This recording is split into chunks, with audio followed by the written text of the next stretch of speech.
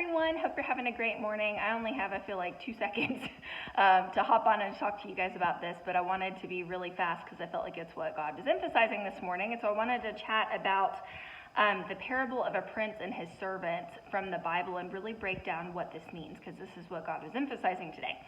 So this is out of Luke 19, and I want to starting in verse, let's see, where do I want to start? Verse 13, 12 through 13. It says, "Once a wealthy prince left his province to travel to a distant land where he would be crowned king and then return. Before he departed, he summoned his 10 servants together and charged them, 'I am entrusting each of you with $50,000 to invest while I am away. Trade with it and put the money to work until I return.'" Okay, so that's a very direct command. He's saying, I'm giving you a resource. I am giving you a blessing in your life. And what I want you to do with this blessing is don't just let it sit there. Don't just not act on this blessing. But I want you to take that blessing, and then I want you to steward and to multiply this thing in your personal life. And when I come back, I want to see what you've done with it. Amen? And so he gave this charge to these servants. Now, this can represent a lot of different things when we're applying this to our personal lives. Yes, it could physically represent funds or money maybe that God has gifted you with, but this can also represent blessings that he has entrusted you with in your life. How are you multiplying and stewarding the blessings that God has introduced you to in your life? Are you acting on those things? Are you producing with your life? It can represent ideas. It can represent all kinds of different stuff, ladies and gents. And so, it could represent, calling things that you're called to do. Maybe you're called to write a book. Maybe you're called to write songs. Maybe you're called to, go and build things, construct things. This could look like 1,000 different things. But basically, they were given the title of stewards, right? So this money was not theirs. It belongs to their master. It belongs to this prince in this story. And he said, you go steward my resources that I've given you, and I'm going to come back and watch what you did with this stuff to determine whether or not I can trust you with more. Amen. A lot of times we forget here in this world that we are stewards, okay? When God gifts you with a blessing, when God gifts you with something in your life, it doesn't belong to us. We are merely stewards. It ultimately all belongs to God. It's a whole nother topic for another day, but I like to talk to people about this with tithing, because people pitch a fit and they go, oh, well, I don't have to tithe. I don't have to give money. And, I like to bring up to them, that money is not yours. Our prince, God, is the one who has given you that money as a steward in your life.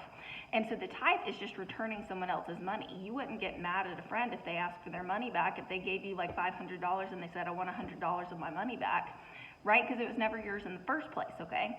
So when we have this mentality, whether it's regarding the giftings that God has put on our life, the blessings that he wants to introduce to us, our finances, our resources, whatever that is, that we are merely stewards here on this earth, then we won't get upset about it when he asks for that stuff back.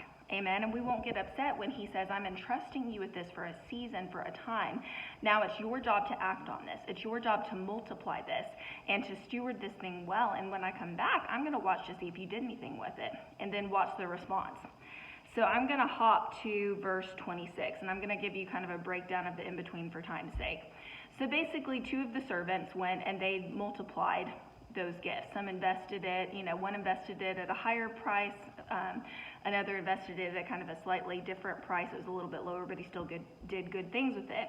But the next servant came in, and he basically said, I didn't do anything with it. I didn't spend it, like I didn't, do anything with it to get rid of it, but I didn't multiply it in any way, kind of a thing. And the prince was furious, and this is what I wanted to emphasize, okay?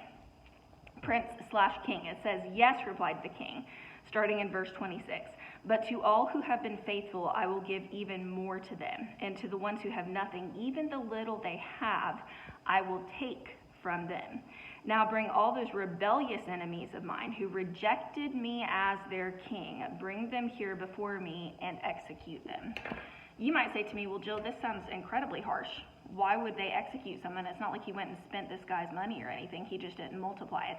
In God's eyes, that's just as bad, ladies and gents. I know this is going to blow your mind today, but if God has given you the responsibility to steward a gift, to steward a blessing in your life, he expects multiplication off of that thing that he has given you to as a steward. He doesn't expect you to just sit there with it and do nothing with it in your personal life. And what's kind of sad about this story is the servant that did just sit there and do nothing with the blessing that God was trying to introduce into their life, there was a cutoff point for that. Eventually, God said, you know what? You've done nothing to multiply this gift. You've done nothing with this blessing that I have tried to introduce into your life time and time again. And so God goes, okay, now I'm going to take what you refuse to multiply and I'm going to go give it to somebody else. Hello, who am I talking to? And it can seem so unfair sometimes because you might look at somebody who has all these giftings and talents on their life who God is using mightily. You know, maybe they've got a good voice. Maybe they can write. Maybe they're a great speaker. Maybe they're an excellent, professional in the workplace. And you're going, God, why does this one person have so much going for them? And God will stop and he'll look at you and he'll go, because they're multiplying it. Amen. Because they are multiplying it. He goes, why would I give somebody a gift that they're never going to use and they're never going to multiply? He goes, that's a complete waste. If there is oil being released on a person's life, I'm going to continue to give more oil to that person, quote unquote, because I know that I'm going to get a good return for my investment. Hello, those of you guys who are financially savvy know that you're not going to invest in a product or something that's not going to give you a return on that investment. Amen.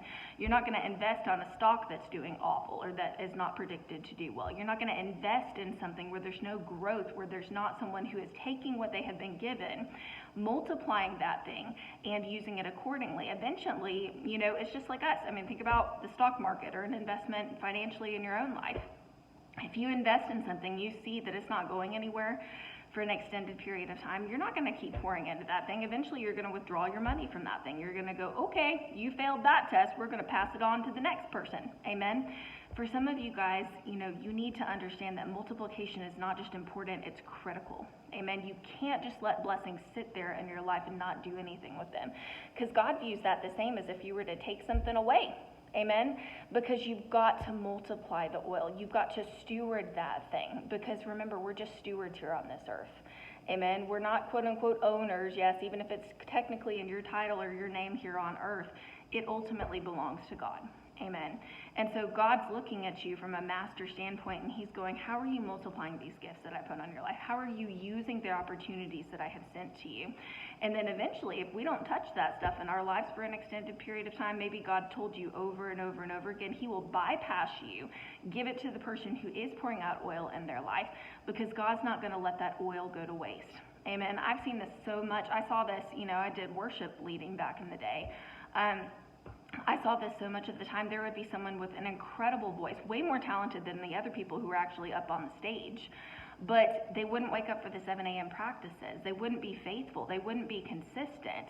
And because of that, God would strip them of that title, strip them of that mantle, and he would go give it to the person that had a lesser voice, quote unquote, but he would give it to that person because that person was multiplying it. That person was being faithful with their gift. That person was doing something with what they were given. And so as a result, God goes, okay, you can get more oil. And this person over here is going to get what little they did have taken from them because they're not doing anything with it.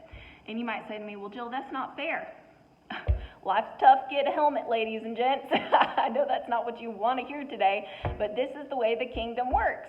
So I want to encourage you today, if God has entrusted you with a blessing, if he's told you to go after something, if he is telling you to be purposeful in this season of your life, don't act like that's just something that you can hang on to forever, ladies and gents. God expects us. We have a responsibility to multiply what he has given to us. And if you want to get more oil, quote unquote, on your life, if you want to continue to see multiplication, you've got to be faithful with the little before he can entrust you and before he will entrust you to be a ruler over much.